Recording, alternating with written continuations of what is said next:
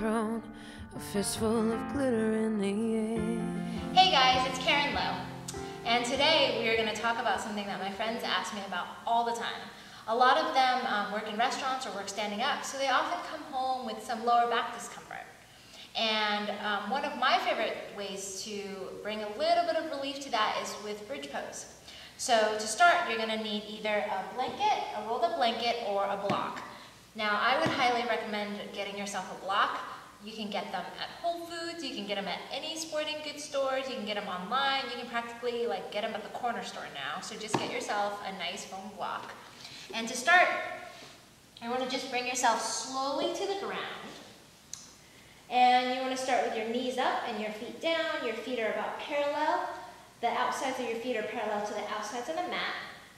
And really quickly, I want to show you that this is tucking, where your tailbone is higher than your hip points. And then this is arching, where your pubic bone is actually pointing down and your hip bones are pointing up. So you want to actually make sure that you're in a position where your pubic bone and your hip bones are even. And there's a little tiny bit of a curve in your lower back. And you can even just hang out here and it's really good for your lower back. But to come into bridge pose, you want to slowly roll your pelvis up towards the ceiling. And you're going to grab your block, and you can put the block underneath your pelvis, either of the three heights. You can bring it low, medium, or high.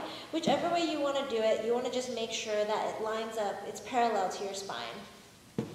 So you're going to just bring the block right underneath your pelvis, not your lower back. Your pelvis is the wide part.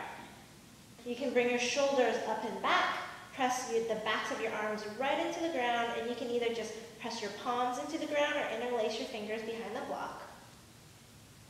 And the really important thing here is you don't want to let your knees drop out to the sides. You want to keep slightly squeezing your inner thighs together and spreading the back of your pelvis apart. So without actually moving, you feel like your right hip is moving more out to the right and your left hip is moving more out to the left. And your tailbone gets a lot of space to uncurl right in between. And hang out here for 2 or 3 minutes, as long as it takes for you to just kind of settle into the block. And then to come out, you want to slowly lift your pelvis up, move the block out of the way, and then really slowly roll yourself back down towards the ground. And then as always, you don't want to jerk yourself out of a yoga pose. So to come out, you want to just roll off to the side, use your top hand to press yourself back up to sit.